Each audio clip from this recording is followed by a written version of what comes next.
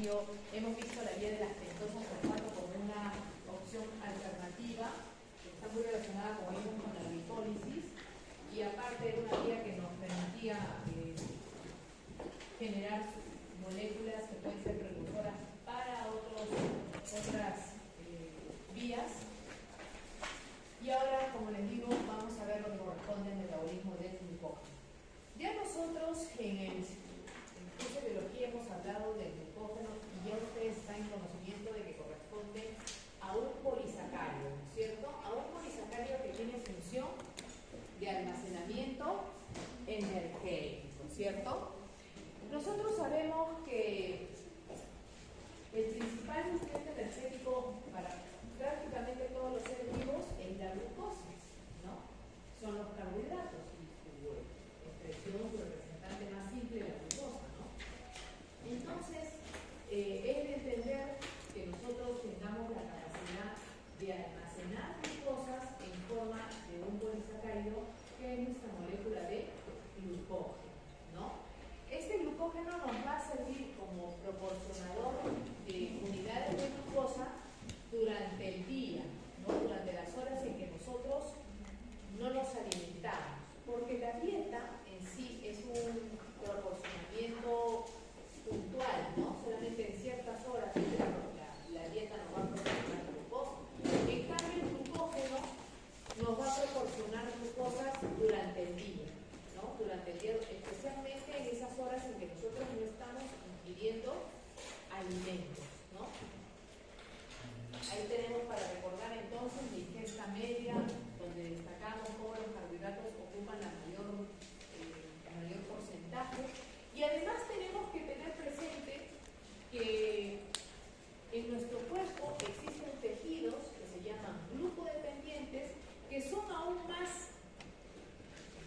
dependientes, como dice su nombre, van a necesitar más que otros de esa glucosa que estamos hablando aquí, ¿no?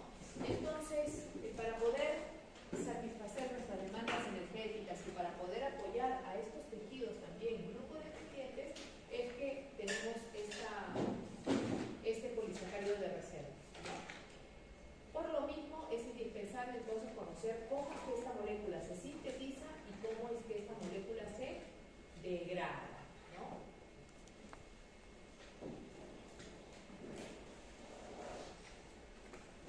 Ahí estamos viendo en esta diapositiva un poco de la estructura del glucógeno. Recordarán ustedes que el glucógeno es una molécula que es bastante ramificada, ¿no es cierto? Bastante ramificada, que se puede encontrar como inclusiones en todos nuestros tejidos, en todos nuestros linajes celulares, pero que es especialmente abundante en ¿cuáles? Músculo e hígado, decíamos, ¿no? Especialmente abundante allí. Recordemos que las glucosas en su estructura se encontraban unidas de manera, una al costado de la otra, una al costado de la otra, de manera lineal, por enlaces de qué tipo? Alfa 1, 4, muy bien, y los puntos donde nacía, solo donde nacía la rama, era por enlaces alfa 1, 6, ¿cierto? Ahora tenemos que tener presente esto, porque cuando veamos el metabolismo, tenemos que ver cómo se rompen esos enlaces y en el caso contrario también cómo se forman esos enlaces, ¿no? Muy bien, ¿quién es la enzima encargada de ello? Entonces ahí estamos recordando su estructura. Aquí están destacándome entonces también lo que son los tejidos glucodependientes, ¿no? Como el cerebro, que se lleva el 50% de la glucosa que nosotros tenemos a nivel corporal, a nivel de los ojos, la retina, la córnea, también los eritrocitos también son glucodependientes. A nivel de los riñones también encontramos células que responden a ser glucodependientes.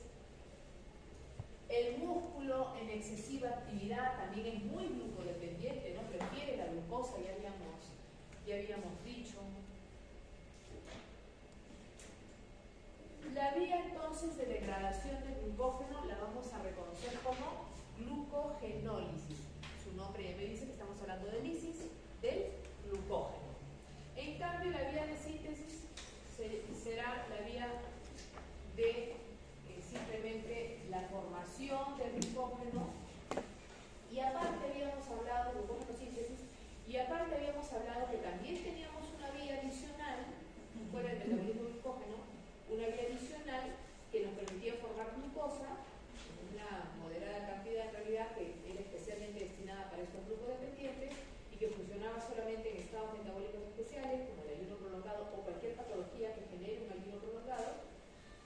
Y esa era la gluconeogénesis, ¿no? Eso lo vamos a dejar para la próxima clase. Hoy día solamente hablamos de glucogenosíntesis y glucogenólisis.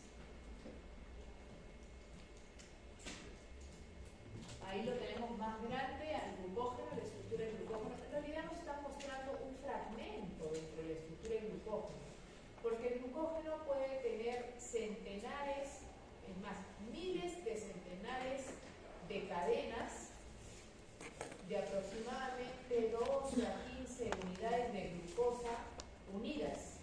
Pero estoy hablando de 100.000 cadenas de esas, ¿no? Conformando un núcleo de puras glucosas. O sea, es una estructura bastante grande. Acá me están mostrando solamente un fragmento de su estructura, ¿no? Con algunas glucosas, para que ustedes vean los enlaces alfa 1,4 y recuerden los enlaces alfa 1,6. Pero como les digo, esto puede ser mucho más grande que lo que están viendo aquí.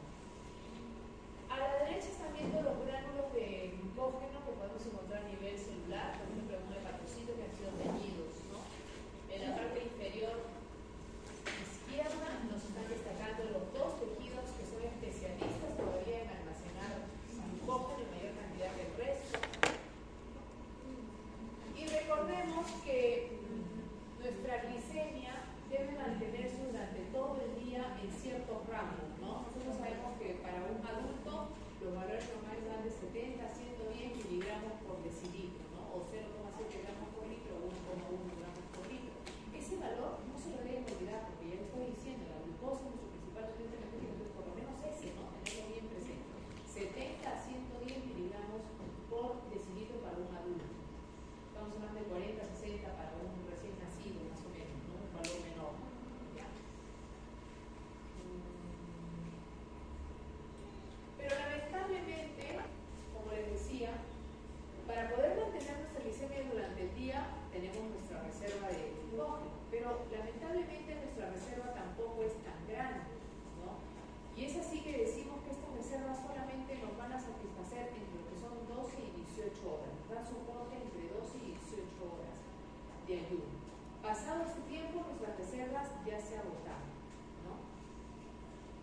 Para mantener la regulación de la glicemia, es decir, del glucógeno hepático.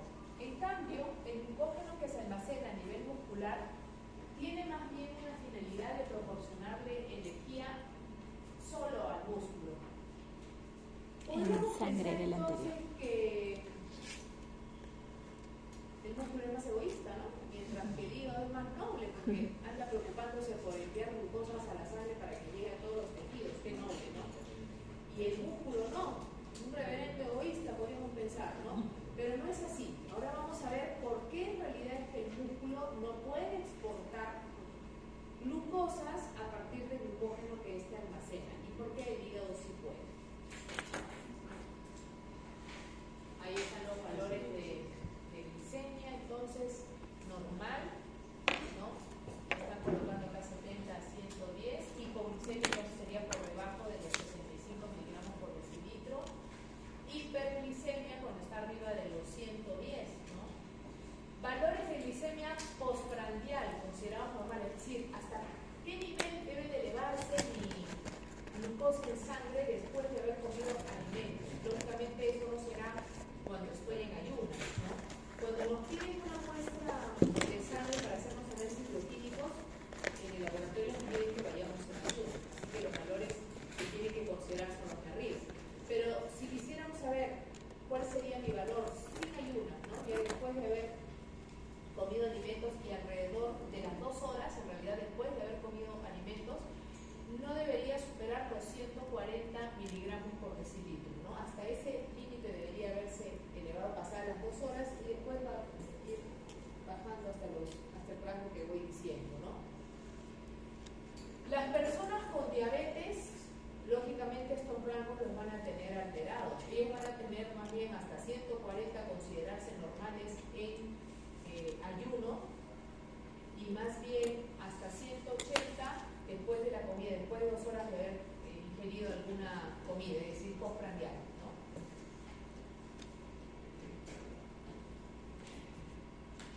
Ya hemos hablado nosotros entonces de las pruebas, ¿no? Que se hacen para detección y análisis de pacientes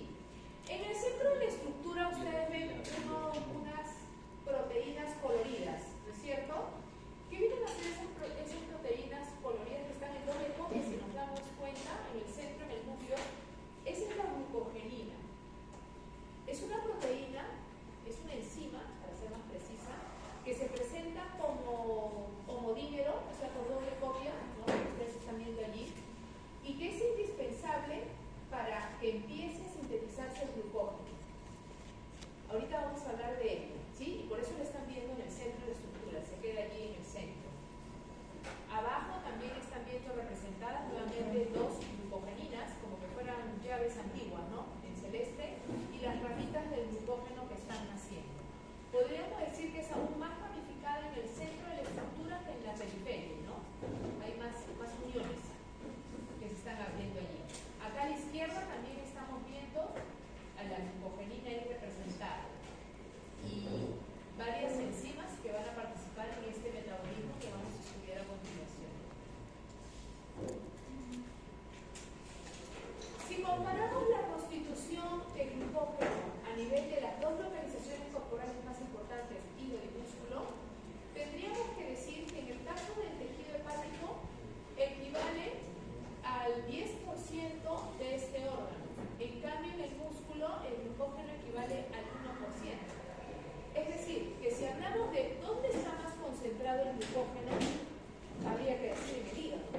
Pero si digo dónde tengo mayor cantidad, ya no hablo en términos de concentración, solo de cantidad, sabemos que el tejido muscular es más amplio que un hígado, ¿no es cierto? Así que en cantidad, en realidad tenemos más glucógeno a nivel muscular que en lo que está dentro del hígado. Pero si, repito, hablo de concentración, en realidad está más concentrado en el hígado, ese glucógeno que está allí, ¿no es cierto? Muy bien. Eso por un lado de diferencia. Otra diferencia, repito, es que el glucógeno hepático sí se encarga de regular la glicemia. Él es el encargado de regular la glicemia. El muscular, no. En el caso del músculo, entonces decíamos, es fuente de energía rápida, pero principalmente para el músculo, decíamos, ¿no? Principalmente para el músculo. Tanto para que sea utilizado en condiciones aeróbicas como en anaeróbicas, porque ya habíamos mencionado el tema de la fermentación láctica, ¿no? Que se da a nivel muscular, ¿cierto? Así que podemos decir que tanto en condiciones aeróbicas como anaeróbicas. Una ventaja de que nuestras glucosas se almacenen en la forma de este polisacárido y no sueltas es que gracias a que forman una sola unidad, el impacto, en cambio, si estuvieran sueltas, sí me generarían alteración de lo que es el volumen acuoso y el equilibrio y el potencial osmótico. Así que esto es una estrategia en realidad, ¿no? El hecho de presentar nuestras glucosas no almacenadas sueltitas ahí en el citosol, sino que las tenemos como un todo, ¿no? Como la estructura de un polisacárido.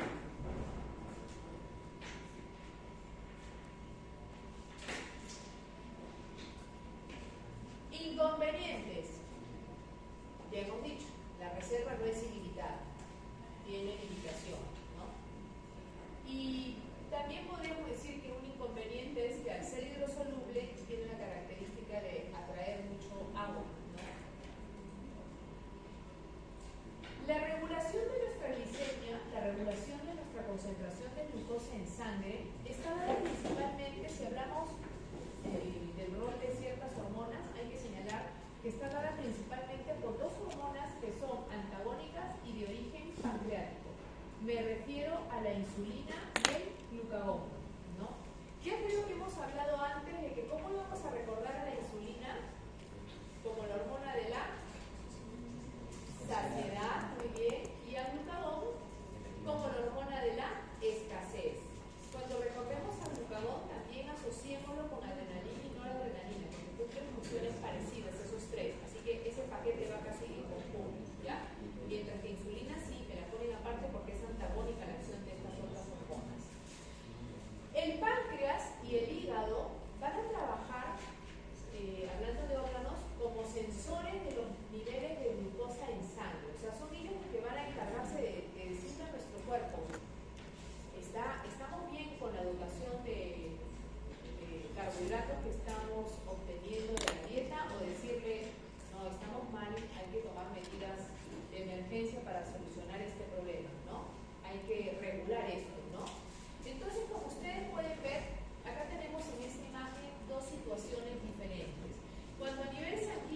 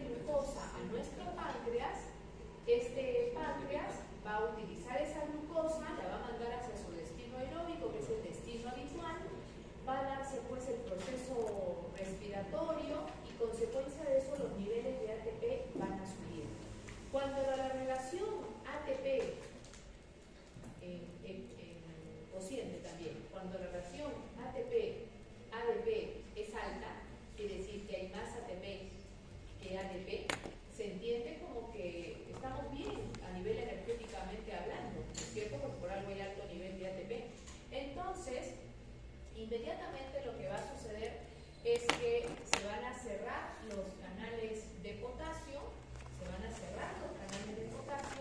y esto va a generar que haya una despolarización de la membrana, y esto a su vez va a generar que haya apertura de los canales de calcio.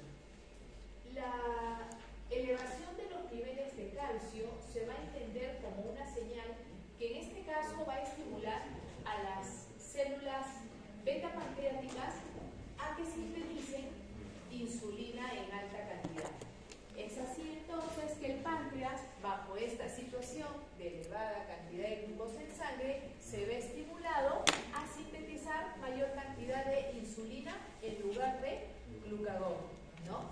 Esta insulina, en elevada cantidad, va a llegar liberada hacia la sangre, va a llegar a nuestros diversos tejidos y especialmente va a tener una acción sobre qué GLUT sabíamos que actúa esa insulina, sobre la GLUT4 que se encuentra a nivel de los adipocitos y a nivel muscular, haciendo entonces que estos adipocitos, como ustedes ven aquí por ejemplo, empiecen a captar esa glucosa que está entrando en buena cantidad, en primer lugar ingresa en alta cantidad gracias a la GLUT4 y comienza a utilizarse para guardar también un poco de la energía que estamos captando en la forma de ácidos grasos, ¿no?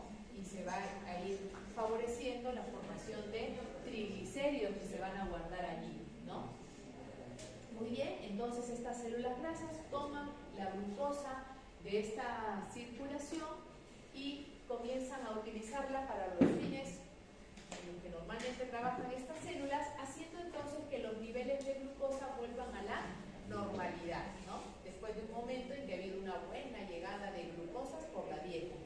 Veamos la situación contraria, cuando más bien el páncreas sensa una entrada baja de glucosa desde la circulación, entiende entonces que estamos por debajo de los niveles normales y más bien se estimula lo que serán sus células alfa pancreáticas, las cuales sintetizarán glucagón, se liberará este glucagón a la circulación y este glucagón va a terminar generando que los niveles de glucosa nuevamente se eleven. ¿Cómo así? Porque va a mandarse señales al hígado para que se active la glucogenólisis, ¿no? Es decir, las reservas de glucógeno que se almacenaban aquí empiecen a romperse esos glucógenos, se liberen esas glucosas y me restablezca a la normalidad las concentraciones de glucosa en sangre. Qué interesante cómo trabaja entonces nuestro páncreas y nuestro hígado manteniendo esa glicemia, ¿no? durante el día. Esto está trabajando todos los días de nuestra vida, jóvenes, para mantener nuestra glicemia. Aquí vemos cómo son las fluctuaciones entonces de estas hormonas antagónicas durante el día. Como ustedes ven, podemos ver picos y bajadas, ¿no? Un resultado de subidas y bajadas de una curva que nos señala de que en las horas en que hemos ingerido los alimentos encontramos, como ustedes ven, los picos más altos de insulina. En cambio, en las horas en que no recibimos alimento, glucagón es quien va a estar liberándose, ¿no? Lo contrario. Gracias a la acción pancreática, entonces, ¿no? Esa fluctuación de estas dos hormonas durante el día. Estamos viendo lo que es la glucogenólisis. ¿Qué vía es esta? ¿La de síntesis o la degradación? La degradación. Su nombre nos dice, ¿no? Glucogenólisis, ¿no? Rompimiento. Entonces, como ustedes pueden ver, a grosso modo, porque acá estamos iniciando con una diapositiva muy genérica, estamos viendo que las unidades de glucosa desde el glucógeno van a salir, pero no van a salir tal cual, ¿no es cierto? ¿Cómo salen?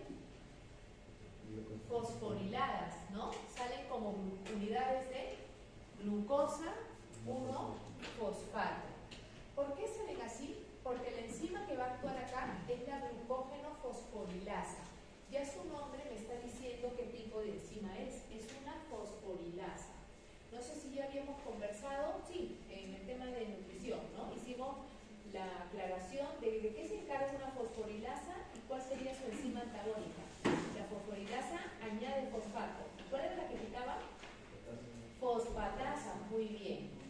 Entonces, si esta es una fosforilasa, es que esta enzima, para poder arrancar la glucosa de la estructura del glucógeno, lo hace pero añadiéndole fosfato. De tal manera que vemos que el producto de su reacción es una glucosa 1-fosfato. Esta glucosa 1-fosfato no nos gusta mucho porque no es un intermediario muy común. ¿En qué forma sería más común y que me podría servir hasta para otras vías metabólicas si no fuera 1-fosfato, si no bien fuera 6-fosfato, ¿no? Como por ejemplo el intermediario que hemos visto en la glicólisis, en la vía de las pentosas fosfato, ¿no es cierto? Así que esto por acción de una mutasa, fosfoglucomutasa, le cambia la posición del fosfato y me la convierte en una glucosa 6-fosfato, ¿sí? A continuación, esta glucosa 6-fosfato, yo necesito que pierda el fosfato porque de por sí ya la glucosa tenía problemas para atravesar membranas, ¿no es cierto? Si yo la quiero enviar hacia la sangre, tengo que pensar que tengo que hacerla atravesar membranas, ¿no? De las células que están en el camino, del vaso sanguíneo, de la salida del hígado. Entonces, lógicamente, necesitamos quitarle ese fosfato porque me da mayor problema aún el fosfato, confiriéndole una carga, ¿no? Peor aún. Así que aquí va a venir a actuar otra enzima necesaria, pero que solamente se encuentra a nivel del hígado, que es la glucosa 6-fosfatasa. Ah, ya, fosfatasa, me dicen ustedes, claro, la que debe quitar fosfato, ¿no es cierto? Esta glucosa 6-fosfatasa se encuentra a nivel del retículo endoplasmático liso. Por eso que cuando estudiamos al liso les dije, entre las funciones, recuerden que tiene esta enzima que era necesaria para la glucogenólisis y también es necesaria para la gluconeogénesis. Trabaja en las dos vías y dos vías que son súper importantes, ¿no? Por eso que ya se las introduje en esa clase. Y ahora la tenemos que recordar, ¿sí? Pero lamentablemente se encuentra en el retículo endoplasmático del hígado, mas no se encuentra en el retículo endoplasmático del músculo, que ya está especializado para otras funciones. Por lo tanto, la vía de degradación del glucógeno a este respecto en el músculo solamente llega hasta aquí. Y como llega hasta glucosa 6-fosfato, esta glucosa no se puede sacar. Así que, ¿qué hace el músculo? Ya no la puede sacar. Pues me la utilizo yo, dirá, ¿no? Y la comienza a enviar hacia sus vías donde la va a poder emplear, como por ejemplo hacia la vía glicolítica, ¿no? Y sacar la energía que necesita frente a esta situación, ¿sí? Pero hay que aclarar algo. La glucógeno fosforilasa, que aquí me la están abreviando como simplemente fosforilasa, que la ven en su estado A activo y en cambio en la forma B sería su forma inactiva, solamente puede romper los enlaces mayoritarios. Por algo empezamos con ella. O sea, ¿qué enlaces será lo que puede romper? Los alfa 1, 4.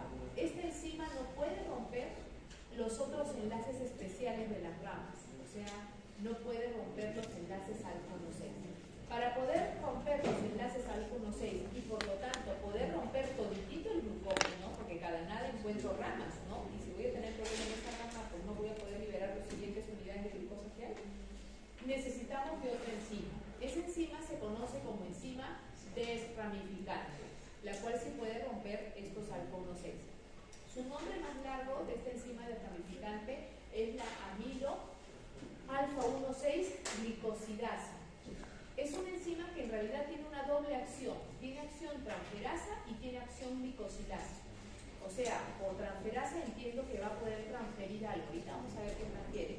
Y por glicosilasa, que puede romper esos alfa 1, 6, ¿no? Que era lo que esperábamos, siendo la desramificante. Ahorita vamos a ver su función. En esta diapositiva podemos aprovechar y también ver cómo otra hormona, ¿no? Adrenalina, por ejemplo, puede favorecer los cambios de actividad de la fosforilasa, ¿no? De esta glucógeno fosforilasa. Elevadas concentraciones de adrenalina van a estimular a la fosforilación de la glucógeno fosforilasa. Y esta fosforilación es lo que genera su activación. Cuando la glucógeno fosforilasa pierde el fosfato, pasa a su estado inactivo. En cambio, cuando tiene fosfato, sí está activo. Lo contrario vamos a ver con respecto a la primera enzima de la vía antagónica, la glucógeno sintasa. Esa enzima enzima, más bien, cuando gana fosfato, se inactiva y cuando lo pierde, se activa. Lo cual es conveniente, ¿no? Porque si son las enzimas de vías antagónicas, la señal de fosforilación que va a llegar a la célula en un momento en que se requiera romper glucógeno, está bien que me bloquee la vía antagónica, porque ¿qué sería que yo rompa glucógeno que inmediatamente se vuelva a reensamblar? O sea que las dos vías estén activas. No tendría liberación neta de glucosa, ¿no es cierto? Así que miren cómo trabaja nuestro cuerpo tan inteligentemente que la misma señal química, fosforilación, que va a generar, por ejemplo, la llegada de adrenalina, como también genera noradrenalina y como también genera glucagón, me genera fosforilaciones que por un lado me va a activar la vía de degradación del glucógeno, actuando sobre su enzima reguladora, y por la vía antagónica me va a hacer lo contrario, ¿no? Ya nosotros en clase de comunicación celular, ¿se acuerdan? Del ciclo anterior, vimos la cascada de transducción de señales a partir de adrenalina, de glucagón, creo que también, así que ahora tenemos que recordar un poquito de eso, ¿no? Acá lo han abreviado nada más, señalándome que la adrenalina va a generar la formación de un segundo mensajero que era ¿quién? ¿Se acuerdan que adrenalina era el ejemplo que vimos de una hormona, como que se considera algunas cosas a la vez para el caso de la adrenalina, que tiene un receptor de superficie y es un receptor acoplado a proteína G? Y esa proteína G activaba una enzima amplificadora, la de Nexiclasa. ¿Se acuerdan de esa cascada que no les gustó estudiar? Era feíta, pues, ¿no? Sí, la recuerdan, ya. Es ese motivo de fastidio, ¿cómo no lo van a recordar? Y después que la fosforilasa, que estoy hablando, primera enzima de la vía de degradación. Esta es otra enzima que en la cascada de transducción de señales es la que directamente me va a fosforilar a la fosforilasa del glucógeno, ¿sí? Esta, por eso se llama quinasa de la fosforilasa. Esta quinasa de la fosforilasa, como ustedes pueden ver, tiene varios dominios. El dominio delta viene a ser la calmodulina.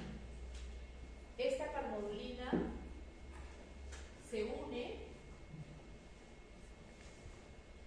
cuando hay calcio, ¿no? En presencia de calcio, es una proteína fijadora de calcio, se une y se viene acá a formar parte de este complejo, activando a esta enzima, como ustedes ven allí, ¿no? Acá estaba inactiva, pero cuando ya la subunidad delta, que como les digo, esta es la calmodulina, ya une calcio, viene, se ensambla y ahora sí ya voy a tener a esta quinasa, la fosforilasa activa, la cual me va a fosforilar a la glucógeno fosforilasa, activándome la vía de degradación del glucógeno, ya que esta primera enzima es su enzima reguladora. Entonces acá vemos la función del calcio, ¿no? En esta activación.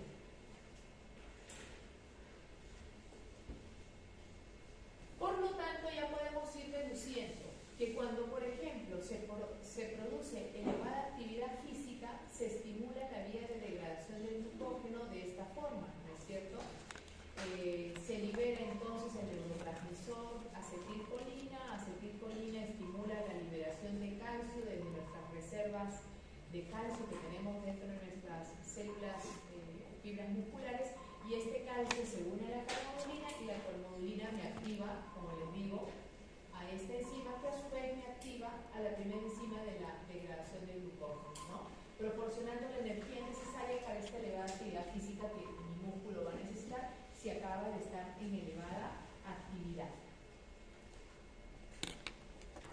La segunda reacción, como les dije, es la catalizada por la fosfoglucomutasa, que le cambia la posición del fosfato a esa glucosa 1-fosfato y lo lleva hacia glucosa 6, para que ahora sí ya estemos viendo un intermediario más alto, para el cual sí tenemos una enzima que sí le puede arrancar ese fosfato y ahí está la glucosa 6 fosfatasa, quitándole el fosfato, dejándolo como fosfato inorgánico y la glucosa libre, de tal manera que ya se puede exportar gracias a uniportadores, ¿no?, que tenemos a nivel del hígado. Y la Q también, por supuesto.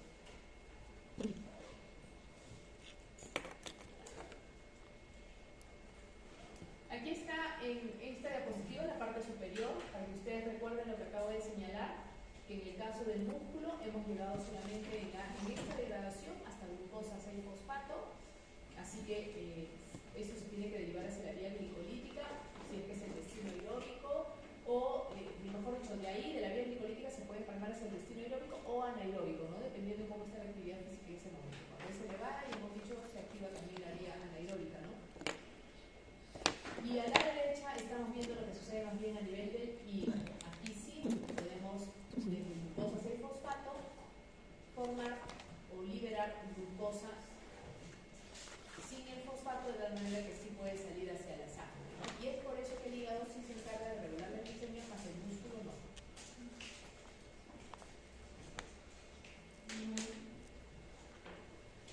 Ya sabemos que en el caso de la glucosa 6-fosfato puede irse hacia varios destinos diferentes, ¿no? Como ya vimos en la vía de las ketosas fosfato, o puede irse hacia la vía glicolítica también. Desramificación del glucógeno. Como habían señalado hace un momento, esta degradación del glucógeno no sería completa si es que no podemos romper las ramas. Y ahí es donde trabaja esta enzima. La enzima, que por su nombre más común se conoce como desramificante, pero que en realidad viene a ser la amilo 1,6, es un nombre más explicativo, digamos, a la amilo 1,6 glicosilasa. Pero como ya les dije, hay doble actividad aquí, porque ¿cómo es que va a sacar la rama? Lo que vamos a necesitar es que la glucógeno fosforilasa, ahí vemos un fragmento de glucógeno, ¿no?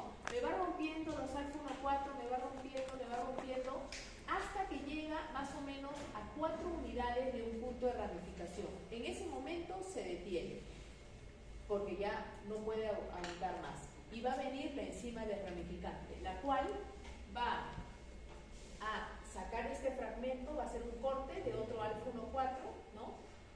Y lo va a empalmar aquí, en la parte lineal, o sea, va a cortar y va a pegar. Por eso les digo que tiene doble actividad.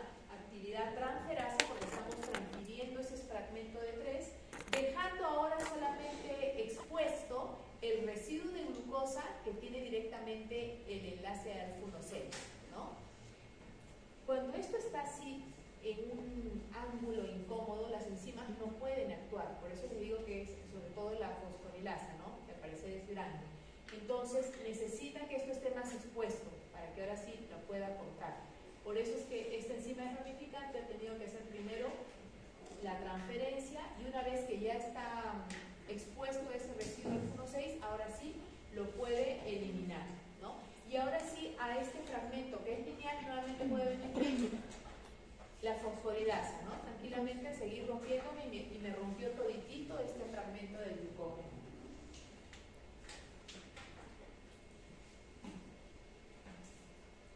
Glucagón y adrenalina estimulan la degradación del glucógeno. Como ya hemos dicho, no solamente glucagón, sino que adrenalina y noradrenalina también tienen la función de estimular lo que es la vía de degradación del glucógeno. La diferencia está en que el glucagón actúa a nivel hepático, mientras que adrenalina y noradrenalina a nivel muscular. O sea, el glucagón estimula solamente a nivel hepático, ¿no? No puede actuar a nivel muscular. La otra sí. Acá vemos las funciones diversas que desarrolla esta hormona glucagón. Estimula entonces la glucogenólisis, que acabamos de señalar. Estimula la gluconeogénesis, claro, eso también ya lo habíamos dicho en el tema de nutrición cuando hablamos de estado de escasez, ¿no? Si estamos en estado de escasez donde ha elevado glucagón, lógicamente se le tiene que ayudar a eliminar esa escasez. ¿Y cómo lo hace? Estimulando la vía de rompimiento de glucógeno para que las glucosas se lleguen a sangre, y también estimulando la vía de síntesis de glucosa para que lleguen un poquito más de glucosa, sobre todo para los glucodependientes. Y por otro lado también me ayuda a lo que es estimular la lipólisis, ¿no? El rompimiento de lípidos, para que también haya una fuente alternativa de grasa para que sirva de fuente de energía, ¿no? Y también no solamente como fuente de energía, sino como precursores de glucosa, por lo menos un pequeño núcleo, ¿sí? De unas cuantas unidades. No puede empezar a poner la primera glucosa en el aire, por decirlo así. necesita un núcleo preformado. Es por eso que la glucógeno sintasa trabaja en conjunto con la glucogenina, que les mencioné hace un momento, ¿no es cierto? Al iniciar este tema vimos varias imágenes de esa glucogenina, que les dije que es una enzima muy particular, ¿no? Es una enzima de naturaleza proteica, como ustedes ven la mayoría, que digo que es muy particular porque ella misma es sustrato de su propia acción, es decir, sobre ella misma se unen glucosas, por eso que es particular, ¿ya? La glucogenina. Y tiene que trabajar entonces de la mano con la glucógeno sintasa. Una vez que la glucogenina forme un núcleo de alrededor de unas 13 glucosas, una secuencia de 13 glucosas, ya le deja libre el trabajo a la glucógeno sintasa para que lo eloque, ¿no? Para que lo haga crecer por todos lados, ¿no? Por supuesto que ya se imaginarán ustedes que de igual manera que la fosforilasa, esta enzima glucógeno sintasa va también siendo la primera y correspondiendo a ser la enzima reguladora también de esta vía, también se encarga solamente de formar un tipo de enlace. ¿Qué tipo de enlace?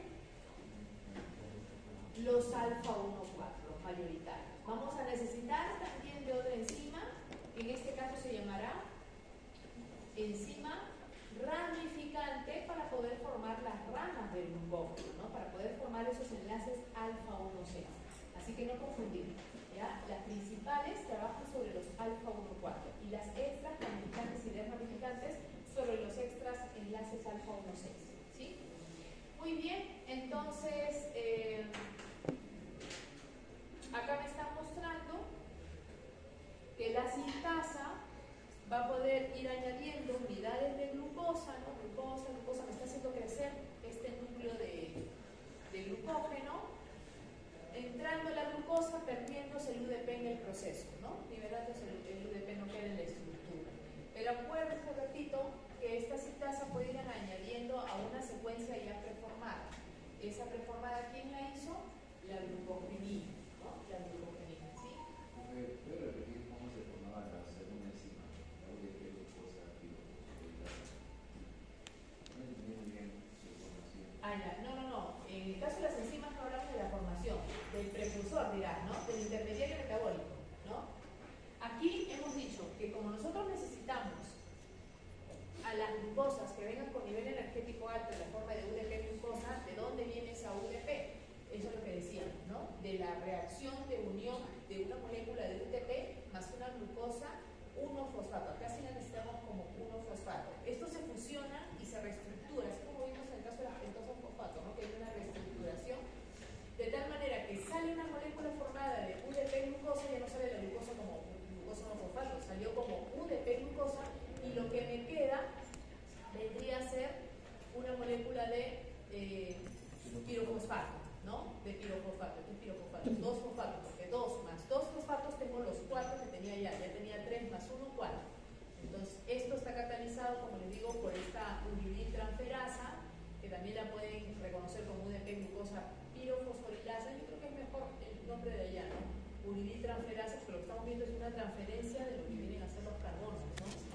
Bueno, ahora, esto posteriormente se tiene que romper, y esto genera, además, hay que decir, una reacción extra, ¿no? De tener que romperlo por la pirofosfatasa, y ahora sí tengo 2 fosfatos inorgánicos separados. Esto es un camino aparte. Lo que me interesa ahora es esto, ¿no?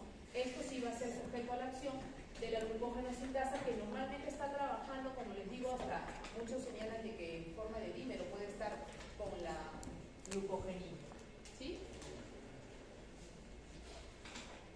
Y acá estamos viendo mencionada a la glicosiltransferasa. Esta es otra, ¿no? Esta es la amino 1,4, 1,6 transglicosilasa, que viene a ser la enzima que vamos a necesitar para, en este caso, formar las ramas, ¿no? Esta es la formadora de ramas, que ahorita la vamos a ver.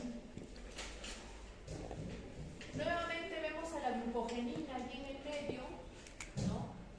En la forma de un homodímero, doble copia, alrededor de las cuales se han ensamblado las varias cadenas que, como digo, pueden ser miles de centenares de cadenas de glucosa, exponiendo el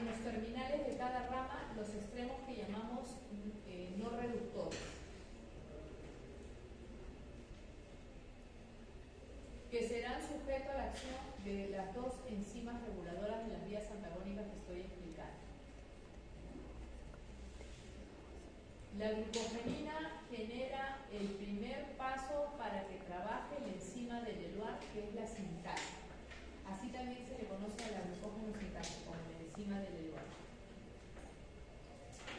Acá podemos ver cómo se da la ramificación por esta amilo alfa 1,4,1,6 glicosiltranferasa. Y miren que el proceso tampoco es tan sencillo, ¿no? Si vamos a ramificar, estamos viendo que partimos de una zona no ramificada de glucógeno arriba, donde pura glucosa de manera lineal, y abajo ya veo que se formó la ramita. Pero, ¿qué se hizo, no? Para esto.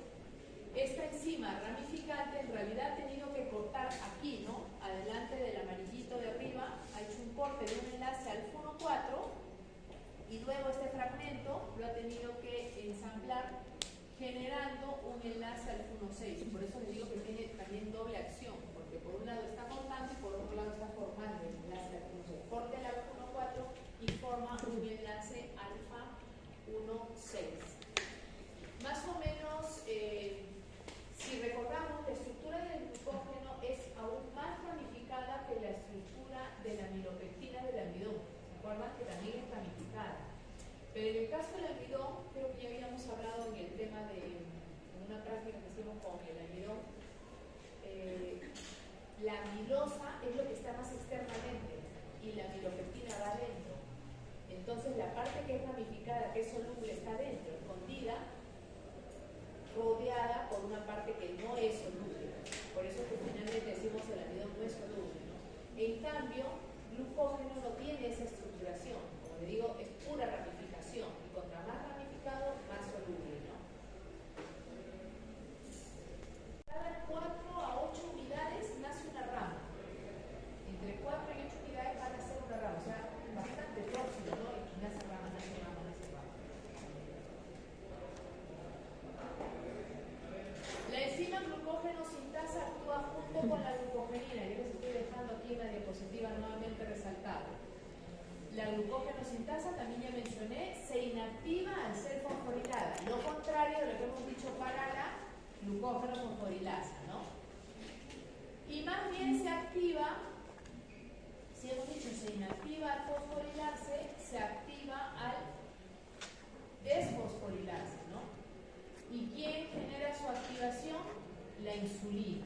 Entonces, la insulina sería la hormona que estimula a la glucógenosintasa, mientras que el glucagón es la hormona que estaría estimulando principalmente a la glucógeno-fosforilasa. Tenemos una hormona que facilita la vía de degradación y otra antagónica que está estimulando la vía de síntesis, ¿no? Recordemos que las vías de señalización de la insulina y de la adrenalina eran diferentes, ¿no? Porque el receptor para la adrenalina era un receptor de superficie acoplado a proteína G. En cambio, el receptor de la insulina es un receptor tipo tirosinquinasa. Que también ya lo vamos a ver, como les digo, con más detalle, pero ya les voy anticipando un poquito para que algo les vaya quedando y cuando lleguemos a la tercera unidad donde vamos a ver metabolismo de diabetes, lo tengamos presente. Aquí estamos viendo representada de igual manera un fragmento de glucógeno y la glucogenina ahí en la esquina, ¿no? Aquí, para los que no se acordaban de la cascada de activación del glucagón, ahí vemos su receptor de superficie, un receptor que se acopla a proteína G. La proteína G activa la adenosiclasa. La adenosiclasa a partir de ATP termina formando AMP cíclico. El AMP cíclico actuará como el mensajero químico que se quedó afuera, que era glucagón, ¿no es cierto? Y este se une a los sitios reguladores de una proteína quinasa tipo A, la cual libera sus unidades catalíticas y esta empieza a, como es una proteína quinasa, ya se imaginan que empieza a consolidar una serie de proteínas, entre ellas a la quinasa de la fosforilasa, y la quinasa de la fosforilasa es la que específicamente fosforilará a la glucógeno-fosforilasa. Esto era del glucagón y acá tenemos la señalización de la adrenalina, que también la vimos en esa clase, que es similar, si se dan cuenta, ¿no? tienen la misma ruta. Por eso decimos, ambos pueden trabajar, ¿no? Esta es la adrenalina en hepatocitos, puede actuar en hepatocitos y puede actuar en muscular. En cambio, el glucagón solamente actúa sobre el hígado. Por eso que mencionan las dos igual, ¿no? Ahí también están viendo entonces toda la cascada. No pueden decir que no le estamos destacando, porque cuántas diapositivas estoy mostrando de esta cascada que debieron haber internalizado desde el sistema de comunicación celular. Ahí está la proteína quinasa A, que pasa al estado activo, y luego vemos cómo fosforila, ¿no? Está fosforilando a la glucógeno fosforilasa, haciéndola pasar al estado activo, estimulando entonces la glucogenólisis, a diferencia de lo que sucede con la glucogenogénesis, o sea, la síntesis de glucógeno, donde más bien al fosforilarse a la glucogenocitasa le estamos haciendo llevar a su estado inactivo, estimulándole la vía de degradación, inhibiéndole la vía de síntesis, con la misma señal química de una misma hormona, ¿no? Como ya señalé también, durante la contracción muscular, el calcio tiene un rol importante en la degradación de glucógeno, porque hemos visto que va al unirse a la calmodulina, ¿no? Estimulando su liberación desde las reservas del retículo endoplasmático liso, que es un centro almacenador nuestro de calcio, bajo la acción de la acetilcolina, decíamos, ¿no? Que va a generar finalmente despolarización de la membrana, una despolarización que igual se va a ver representada o va a alcanzar, ¿no? Finalmente al retículo. Esto va a generar que el calcio se libere de nuestras reservas, y esta elevación de calcio, como les dije, estas altas concentraciones de calcio se van a unir a la calmodulina. La calmodulina tiene un sitio de unión conformando lo que es la quinasa de la fosforilasa, activándola, terminando activándose esta primera enzima de la vía de degradación. O sea, se estimula la degradación del glucógeno en vista de la elevada contracción muscular que se está dando a nivel del cuerpo de este individuo que tiene actividad, ¿no? Por otro lado, aquí estamos viendo, un poco borroso, la acción de la insulina. Esto lo vamos a ver, como les digo, solamente para ir adelantando un poco, porque lo vamos a ver más adelante.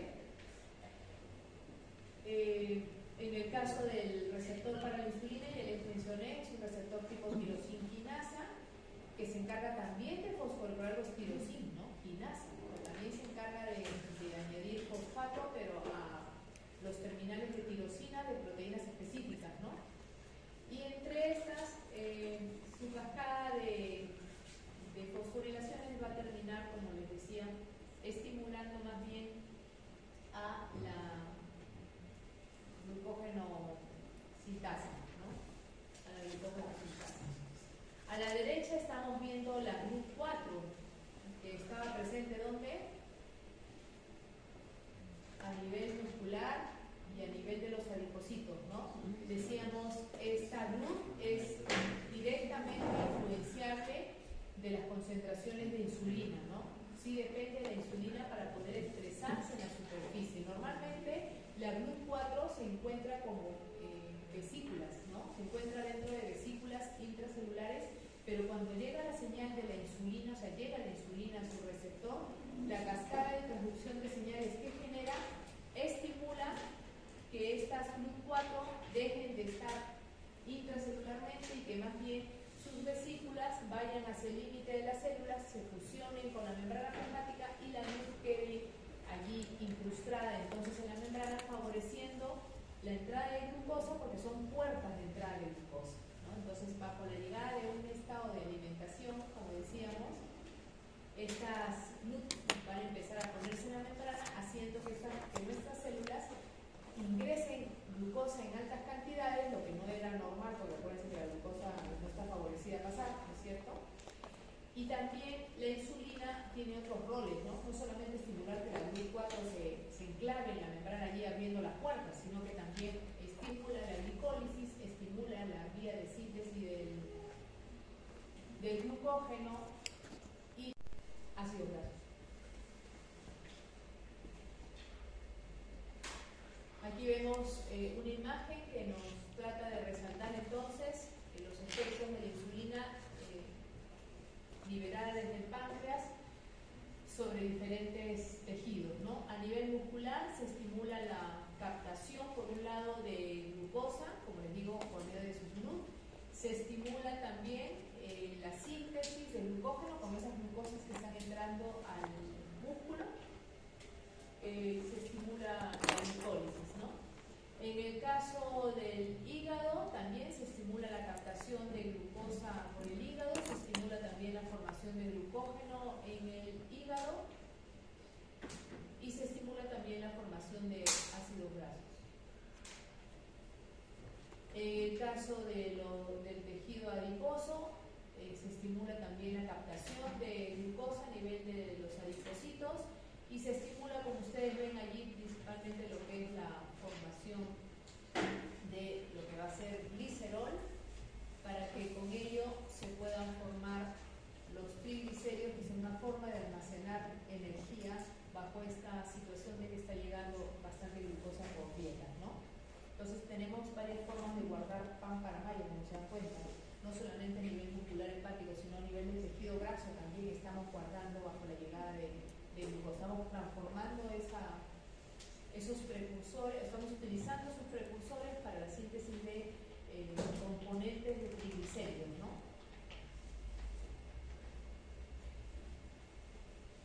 Las glucogenosis son las patologías que están relacionadas con alteraciones a nivel del metabolismo del glucógeno o de su captación y liberación desde los tejidos productores del mismo, principales productores del mismo.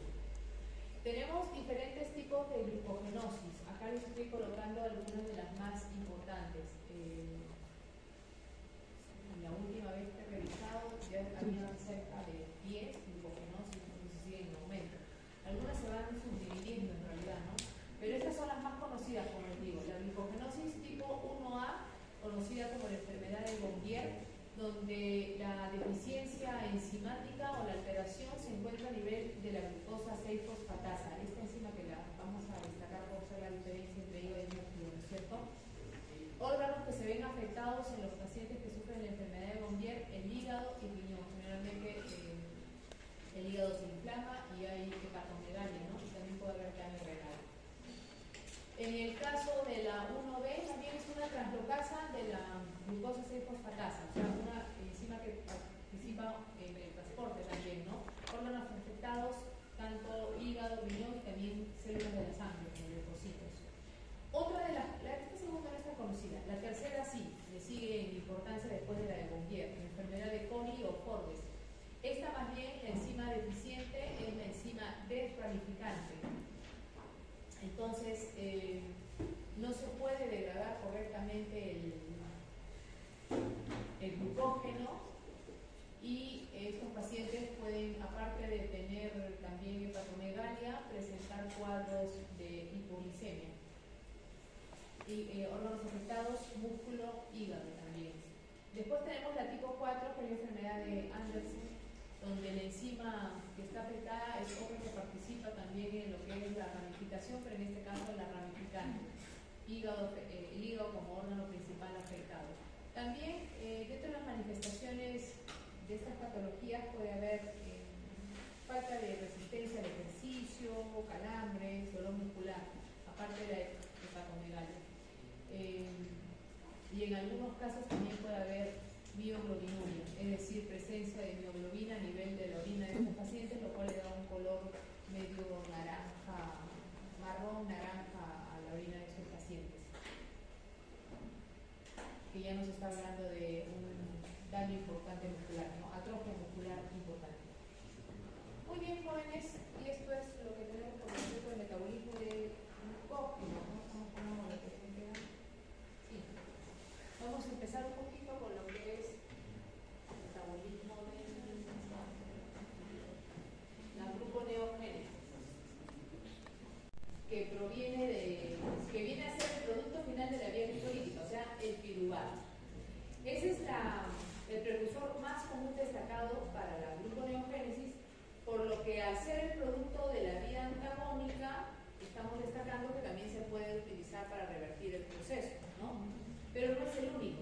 También a partir del lactato, a partir de la producto de la fermentación láctica, a partir de glicerol, que puede venir de la degradación de algunos lípidos, ¿no?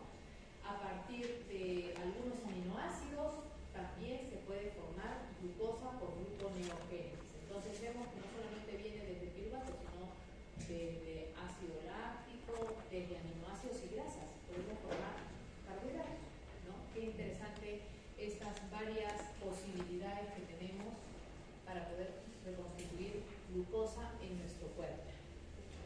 La gluconeogénesis, el 90% de la glucosa que se genera por gluconeogénesis se da a nivel del hígado y 10% se da a nivel renal.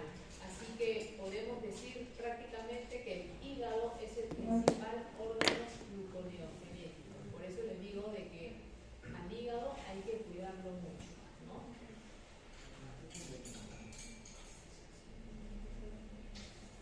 Esta gluconeogénesis, como les dije, es una vía que se va a activar básicamente en estados metabólicos especiales. ¿En qué estados metabólicos especiales? En el ayuno prolongado, ¿no? Y para satisfacer las demandas de glucosa, básicamente de los tejidos que llamamos glucodependientes. Los demás tejidos que no son glucodependientes, en esa situación de ayuno prolongado, podrían adaptarse a consumir las otras fuentes energéticas, es decir, grasas, proteínas, ¿no? Pero los glucodependientes, como ellos no pueden adaptarse a estos otros nutrientes energéticos, por eso es que para ellos fundamentalmente se da esa glucosa, especialmente para el cerebro, especialmente para los eritrocitos. Y también, como les mencioné, para células de la córnea, de la retina, a nivel renales también. Ahí están los varios precursores adicional al piruvato, ¿no? Está el lactato, aminoácidos también pueden ser utilizados, no todos, pero sí varios de ellos, y el glicerol, ¿no? Que se puede obtener a partir de la hidrólisis de los triglicéridos del tejido adiposo. Pero el glicerol también hay en los fosfolípidos, ¿no? Pero como tenemos reservas de triglicéridos, para ellos es una reserva, ¿no? Más fácil es tomarlo de uno. De los aminoácidos también, porque frente a un estado de ayuno prolongado, lógicamente podemos echar mano a la degradación de las proteínas. Al degradarse las proteínas, se liberarán sus aminoácidos y sus aminoácidos también pueden proporcionarnos, al ser oxidados, algo de energía. Y en el caso del lactato, hablamos especialmente formado a nivel muscular cuando hay una intensa actividad física, ¿no? Que también puede ser utilizado para formar glucosa. Es importante destacar que los ácidos grasos de cadena par no proporcionan carbonos para la síntesis de glucosa. O sea, el glicerol sí podemos utilizarlo, pero la parte de ácidos grasos de un triglicérido, si estamos hablando de cadena par, no, ¿ya? Que son lamentablemente los mayoritarios, justo, ¿no? Veamos entonces esta tablita donde podemos ir identificando algunas reservas que poseen ciertos tejidos u órganos a nivel corporal, me refiero hablando de combustibles, su combustible preferido y si es que pueden exportar también alguno de estos combustibles. En el caso del cerebro, no puede almacenar ningún combustible, o sea, no puede almacenar carbohidratos, no puede almacenar líquidos, ¿no es cierto? ¿Qué prefiere? La glucosa, y en inanición también va a preferir glucosa, pero se puede adaptar al consumo de cuerpos cetónicos. O sea, como la cantidad de glucosa va a ser escasa por gluconeogénesis, tampoco es tanta, se adapta a consumir también cuerpos cetónicos. Combustible exportado, ninguno, no puede ayudar a nadie, ¿no? No se puede ayudar a sí mismo. El músculo esquelético en reposo, combustible almacenado, como sabemos, glucógeno. Combustible preferido en reposo, ácidos grasos. Exportado, ninguno en reposo. El esquelético, pero en ejercicio, ya habíamos dicho, el preferido será más bien la glucosa, porque va a proporcionar más rápidamente energía, ¿no? En inanición puede llegar a consumir proteínas, como habíamos dicho. Combustible almacenado tiene reservas de creatino fosfato, eso sí no nos olvidemos, ¿no? O sea, recuerdan que mencioné que la creatinofosfato es una manera de albergar el fosfato para darle al ADP y formar ATP, ¿no? Combustibles exportados, puede exportar ácido láctico y también puede exportar alanina de producto de las reacciones de transaminación. El músculo cardíaco, almacenado ninguno. Combustible preferido, ácidos grasos. También puede consumir glucosa, lactato y cuerpos cetónicos. Ninguno para exportar. El tejido adiposo, combustible que almacena, como ya sabemos, especialista en almacenar triglicéridos. Lo que prefiere metabolizar también ácidos grasos, combustibles exportados, ácidos grasos y glicerol. También puede consumir glucosa. El hígado, almacenado, glucógeno, también puede almacenar triglicéridos. Ese es un problema también, ¿no? Porque podemos llegar a desarrollar hígado graso por esa situación, si es que exageramos el consumo de grasas o también de carbohidratos que terminan convirtiéndose en exceso de grasas en nuestro cuerpo. Combustible preferido, aminoácidos, puede consumir aminoácidos, glucosa, ácidos grasos, exportados, también puede exportar ácidos grasos porque, como digo, puede sintetizar triglicéridos y también sintetiza ácidos grasos. Puede exportar la glucosa de su glucógeno y también, como es un lugar de síntesis de cuerpos cetónicos, puede exportar los cuerpos cetónicos para que otros tejidos, como el cerebral, los consuman. Nuevamente otro rol noble del hígado, ¿no? Ahora con otra molécula. La sangre, como ya sabemos, es importante transportadora de diferentes moléculas. Si vamos a hablar de la gluconeogénesis, entonces hay que recordar la glicólisis, porque hemos dicho que el principal precursor gluconeogénico va a ser nuestro propio piruvato que hemos obtenido como producto de la vía glicolítica, ¿no? Como producto de la vía glicolítica. Así que, volvámosla a ver. Para ver la gluconeogénesis vamos a tener que verla de abajo hacia arriba, más bien, ¿no? En reversa. Y ya habíamos mencionado que la vía glicolítica, la mayoría de sus reacciones eran perfectamente reversibles, o sea que podían utilizarse en reversa, excepto 3 puntos, ¿no? Las 3 reacciones donde justamente actuaban sus enzimas reguladoras, la primera, la tercera y la última reacción. O sea, justo donde trabajan las quinasas, ¿no? La reacción realizada por la hexoquinasa, la fosfofructoquinasa y la piruvato-quinasa, que era la última. Consideremos que la gran mayoría de sus enzimas de acción reversible pues van a tranquilamente ser utilizadas aquí en el gluconeo, excepto esas 3. Y vamos a tener que ver por qué otras nuevas enzimas se están reemplazando esas 3 para poder sortear, superar esos que vamos a llamar rodeos, esos puntos irreversibles que para nosotros van a ser denominados rodeos. Entonces tenemos 3 rodeos. Nuestro primer rodeo sería el más inferior de la vía glicolítica, o sea, formar fosfonol piruvato desde piruvato. ¿Cómo logro eso? Si la enzima que hasta ahora en la glicólisis no me lo permite. El tercer rodeo sería el que antes estuvo catalizado por la fosfofructoquinasa, que ahora tengo que verlo reemplazado. Y el último rodeo es catalizado por la hexoquinasa, que ahora tengo que ver otra enzima que me permita eso. ¿No es cierto? Así que para que nos expliquemos bien con los 3 rodeos, por favor, ¿ya? Ahí estoy destacando entonces las enzimas que eran irreversibles, que ahora no, perdón, que eran su acción irreversible de la vía glicolítica y por lo tanto que vamos a tener que reemplazar. Y en esta diapositiva les estoy poniendo los rodeos, ¿no? Primer rodeo, repito, es el de abajo hacia arriba, ¿ya? Primer rodeo, segundo rodeo, el punto en realidad más medio. Y el tercer rodeo es el que va a estar arriba de la vía glicolítica. Acá ya estamos viendo al revés el proceso, si se dan cuenta que el gato está arriba. Por eso mi primer rodeo sería el que tengo arriba, ¿no? Mi segundo rodeo es el que está más abajo y el tercer rodeo es el último, porque ya está al revés, ¿sí? Muy bien. Como ustedes ya pueden ir viendo, para superar el primer rodeo desde piruvato, o sea, utilizando piruvato como precursor gluconeogénico, voy a reemplazar a la piruvato-quinasa por 2 enzimas en realidad, no voy a necesitar 2 enzimas. Necesito la piruvato-carboxilasa y la fosfonol piruvato-carboxiquinasa. Necesito 2 poquitos, ¿no? Una carboxilasa, porque claro, voy a formar oxaloacetato desde piruvato, y como ustedes ya sabían, piruvato es una molécula de 3 carbonos, porque la hexosa glucosa se partió en 2 piruvatos, eran de 3 carbonos, una molécula de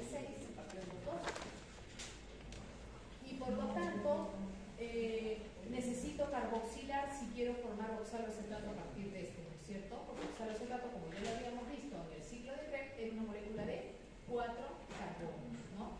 Entonces, esa primera reacción, si aplicamos la lógica, vamos a poder memorizar más fácilmente la enzima que cataliza esa reacción. Una vez que ya tenemos oxaloacetato, luego viene la fosfonolpiruvato carboxiquinasa, que lo va a convertir en fosfonolpiruvato. Y ya en 2 pasos llegué a generar ese fosfonolpiruvato que no podía haciéndolo con la enzima original de la vía glicolítica, ¿no? Y ya superé mi primer rodeo. Las siguientes reacciones, como si son reversibles, utilizarán las enzimas de la vía glicolítica hasta que llego a mi segundo rodeo, donde necesito convertir a la fructosa 1,6 bifosfato a fructosa simplemente 6-fosfato. O sea que necesito quitarle un fosfato, ¿no? Necesito quitarle un fosfato. ¿Cómo se llamaban las enzimas que quitan fosfato? Fosfatasa. Fosfatasas. Así que por suerte la tengo fácil aquí porque la enzima me va a ser fácil recordar. Es la fructosa 1,6 bifosfatasa, ¿no? La que le va a quitar ese fosfato llevando la fructosa 6-fosfato. De ahí utilizo la fosfolipitomerasa normal para la siguiente reacción de la vía glicolítica y el último rodeo, que es la liberación de glucosa a partir de glucosa 6-fosfato, ya puedo ir pensando quién me va a ayudar en este paso porque habiendo estudiado ya la vía de la glucogenólisis, hemos visto quién quita fosfato a la glucosa 6-fosfato. ¿Quién quita? Enzima quita fosfato, una fosfatasa. ¿Cómo se llama esta? Glucosa 6-fosfatasa. Ah, la misma que tenía el lío de que no tenía el músculo en la anterior vida estudiada,